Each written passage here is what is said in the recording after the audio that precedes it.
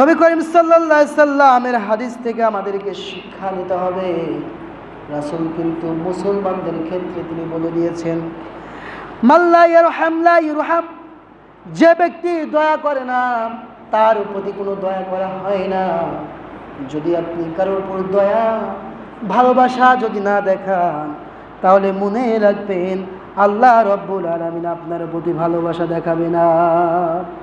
যেমনটি করে সহিহ মুসলিমের ৭৩৭৬ নম্বর হাদিসে আছে, আমার রাসূল বলেছেন, মাল্লা ইয়ারহামুন নাস লা ইয়ারহামুহুল্লাহ, যে ব্যক্তি মানুষের প্রতি দয়া করে না, আল্লাহ রাব্বুল আলামিন তার প্রতি কোনো দয়া দেখাবেন না, কোনো রকম দয়া দেখাবেন না।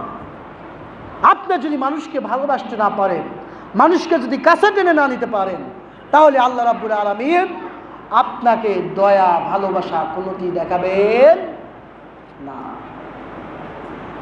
সম্মানিত হাজিরিন, আমাদের খেয়াল রাখতে হবে, যদি আপনি মানুষদেরকে ভালোবাসেন, আল্লাহ রাব্বুল আলামিন আপনাকে ভালোবাসা দেখাবে। যদি কোনো বিপদে পড়েন, আপনি মানুষকে ভালোবেসেছেন, আল্লাহর কাছে সাহায্য সন যখনই চাইবেন, সঙ্গে সঙ্গে আল্লাহ রাব্বুল আলামিন আপনাকে সাহায্য করবেন। এটাই আল্লাহর উপর তখন ওয়াজিব হয়ে যায়। যেমনটি রাসূল সাল্লাল্লাহু আলাইহি সাল্লাম বলেছেন, আর রহিমু লা ইয়ারহামুর রহমান ইরহামু আহলাল আরদি ইয়ারহামুকুম মান ফিস সামাই। যারা দয়াশীল, দয়াময় আল্লাহ তাদের প্রতি দয়া করেন, যারা পৃথিবীতে আছে তাদের প্রতি দয়া করো, তাহলে তিনি আসমানে যিনি আছেন তিনি তোমাদের দয়া দেখাবেন। সুবহানাল্লাহ। কিন্তু দয়াময় কি আমাদের মানুষের প্রতি আছে? দয়াময় আছে আমাদের প্রতি? আমরা কারো উপর দয়া দেখাতে চাই না, কিন্তু আমাদের দয়া দেখাতে হবে। মুসলিম ভ্রাতৃত্বের সবচাইতে উল্লেখযোগ্য কথাই হচ্ছে এটা, আপনাকে মানুষের দিকে দয়ার হাতটা বাড়িয়ে দিতে হবে। শুধু দয়া নয়, আমরা জানি মুত্তাকি ছাড়া কখনো জান্নাতে যাওয়া সম্ভব নয়। নবী করিম সাল্লাল্লাহু আলাইহি সাল্লাম বলেছেন, ওই ব্যক্তি প্রকৃত মুমিন, ওই ব্যক্তি সর্বাগ্রে মুমিন যেই ব্যক্তির হাত থেকে রাসূল সাল্লাল্লাহু আলাইহি ওয়াসাল্লাম বলছেন, ইবনে মাজার হাদিস, নবী করিম সাল্লাল্লাহু আলাইহি সাল্লাম বলছেন, আল মুমিনু মান আমিনাহুন নাস, সেই ব্যক্তি প্রকৃত মুমিন যেই ব্যক্তির দিক থেকে সমস্ত মানুষগুলো নিরাপদে থাকে।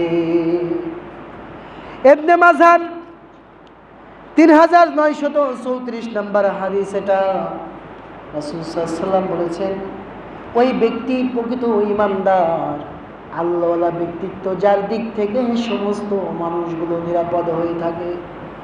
আমার বিবেকের কাছে আমি প্রশ্ন করলে কি পাবো? আমার দিক থেকে সমস্ত মানুষ নিরাপদ। বুকে হাত দিয়া কি এই কথাটা আমরা কি কেউ কি বলতে পারবো আমার দিক থেকে নিরাপদ? আমার দিক থেকে আমার প্রতিবেশী নিরাপদ নয়, আমার দিক থেকে আমার ভাই নিরাপদ নয়, আমার দিক থেকে আমার মুরব্বি যা রয়েছে তারা নিরাপদ নয়, আমার দিক থেকে নারী নিরাপদ নয়, আমার দিক থেকে অন্যের সম্পদ নিরাপদ নয়, আমার দিক থেকে সরকারি জিনিসপত্রগুলো নিরাপদ নয়। আর আমি নামাজ পড়ি ৫ ওয়াক্ত, হজে যাই বছর বছর, উমরা করি প্রতি মাসে, দাবি করি মুসলমান, কিন্তু আমার দিক থেকে কেউ নিরাপদ নয়। মনে রাখবেন, তার থেকে বড় মুনাফিক জানেন এই পৃথিবীর দিক থেকে আরেকটাও নাই। আপনার কাছ থেকে যদি আপনার প্রতিবেশী, ফ্যামিলি হোক বা অন্য মানুষ হোক, যদি নিরাপদ বোধ না করে, মনে রাখবেন আপনি এখনো মুসলমান হতে পারেন নাই। আপনাকে মানুষের প্রতি দয়া দেখাইতে হবে, ভালোবাসা দেখাইতে হবে, তাহলে আপনি মুসলমানের কাতারে আসবেন। সম্মানিত হাজিরিন, আমাদের একটু খেয়াল করতে হবে,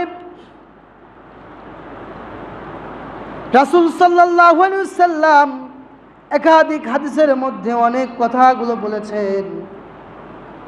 যেমনটি করে আমরা যদি দয়ার হাত বাড়িয়ে দেই, কোনো পশু পাখির উপরে হোক, কোন জীব জানোয়ারের প্রতি হোক না কেন, যদি আপনি দয়া না দেখান তার জন্য কিন্তু শাস্তি আপনার জন্য বরাদ্দ রয়েছে। আপনাকে আমাকে খেয়াল করতে হবে।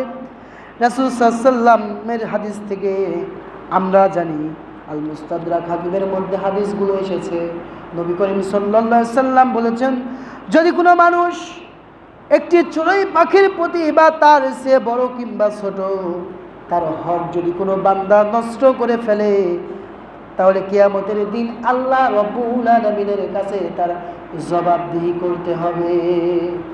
চড়ুই পাখি কি কারো ব্যক্তিগত সম্পদ নাকি?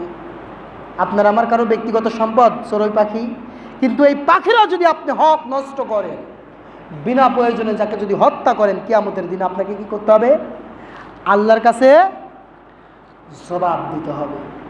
কিন্তু আপনি এখন আমি চিন্তা করেন তো, আপনি আমি কতজনের হক নষ্ট করেছি, কতজনের হক নষ্ট করেছি হিসাব করতে পারবেন? আপনি আমি কোনো সময় হিসাব করতে পারবো কতজনের হক নষ্ট করেছি?